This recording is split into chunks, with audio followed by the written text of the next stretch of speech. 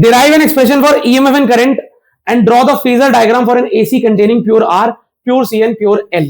Inductor मतलब inductor L से denote करते हैं, रेजिस्टर को R से, इसको C से।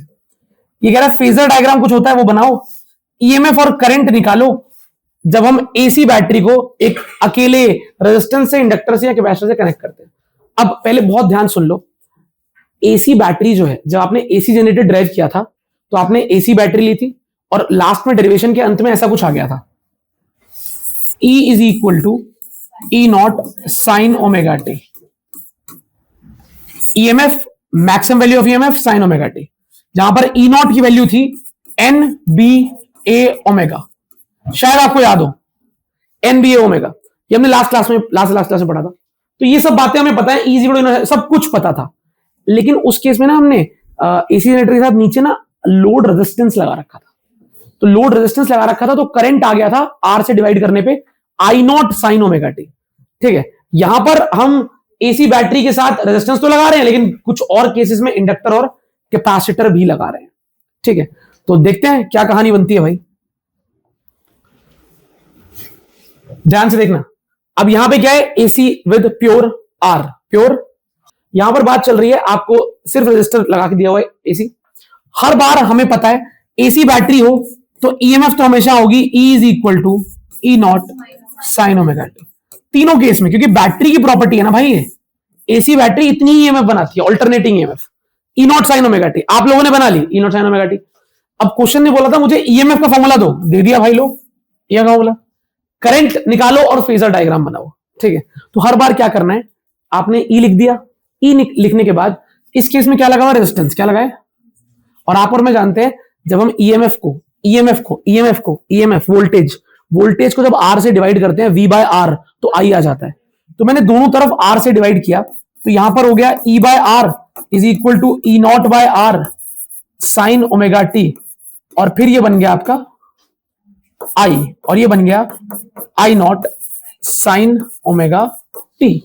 सही है, पर ये लिखने के बाद मुझे लिखना पड़ेगा कि मैंने आई नॉट किसे माना है।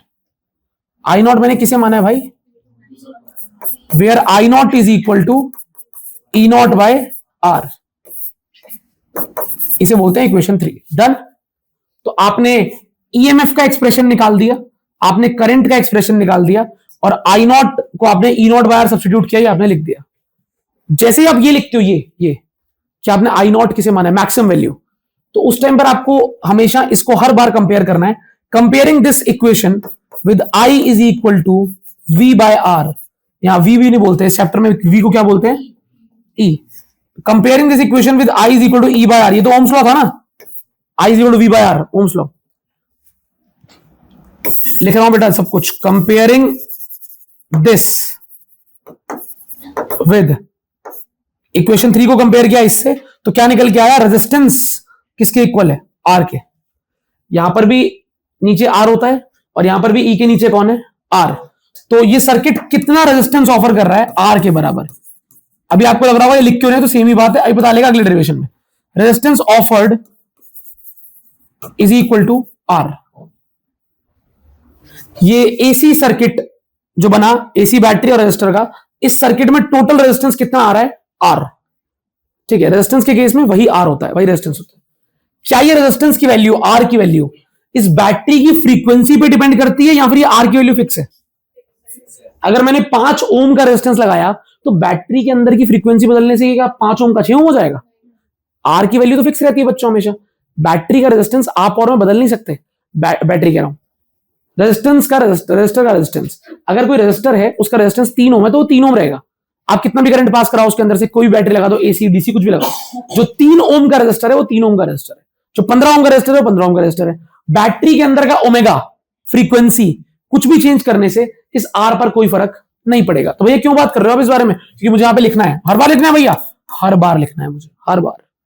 मैं क्या लिखूंगा यहां पे, R resistance offered, R is independent of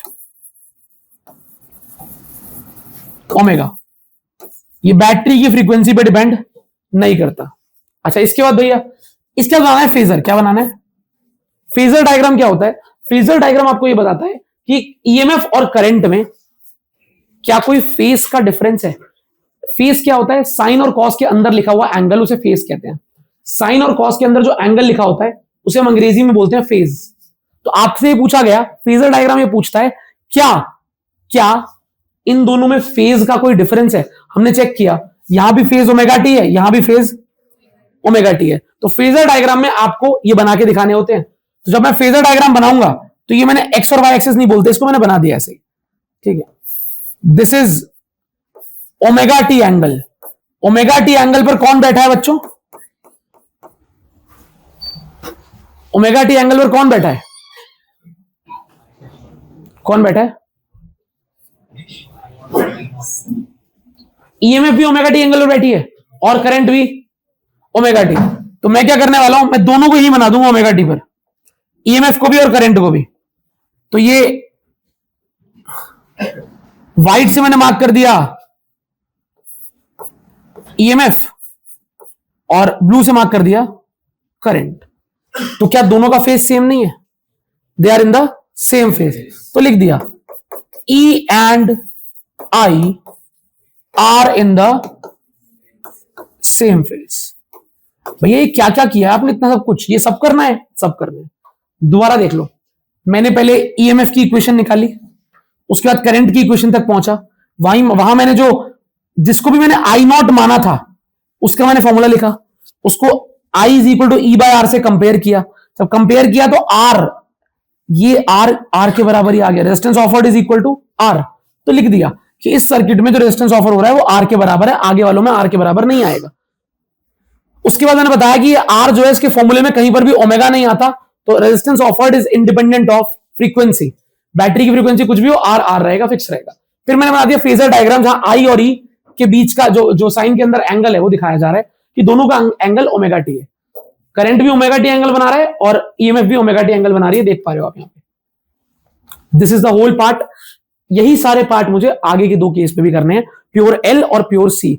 वो थोड़े थोड़े से अलग होते हैं, आपको उनको सीखना है, ध्यान से समझना। ये समझ में आ गया, एक डायग्राम आर बनाना है, बैटरी बनानी है और काम चालू कर देना है। यहां पर हमने क्या किया है, हमने किया है AC in pure R, alternating current battery को कनेक्ट किया प्योर रजिस्टर से और देखा क्या करामात होती है। वो करामात हम देख चुके हैं।